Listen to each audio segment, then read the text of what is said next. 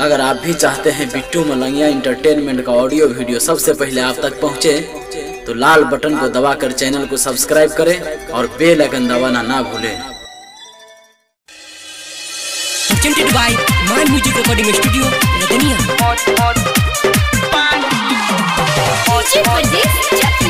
आप सुन रहे हैं बिट्टू मलंगिया एंटरटेनमेंट को। सहखीर सैया मोरा बाहर कसाई रतिया में हमर के दिहल मुआई हो हम कहतानी साच तो सैया हमारे काचा कच पानी देख फाचा फच तो सैया हमारे काचा कच पानी देख फाचा फच।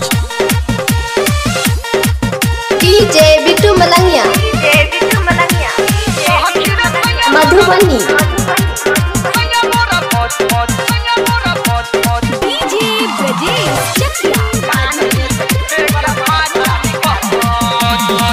करे बरियारी सैया बुझे न दरद हाथा कथा पाठा मिलल सहखीर महरद।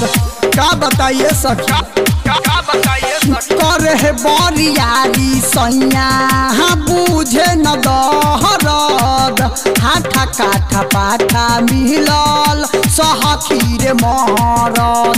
माई माही कहरी त सुहुन न बतिया जोवन प कहरी के दावेला छतिया हो सखी देवे है लाहू मच तो सैया हमारे काचा कच पानी फेंक फचा फच तो सैया हमारे काचा कच पानी फेंक फचा फच। Presented by My Music Recording Studio, Ladania।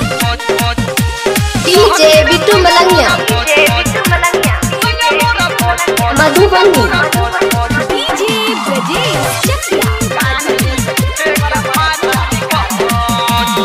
सैया लुटेरा लाल हौवे बेदरदी महारे ल जैसे कि सामान मोरा फारदी। सैया लुटेरा लाल हौवे बेदरदी महारे ल जैसे कि सामान मोरा फारदी।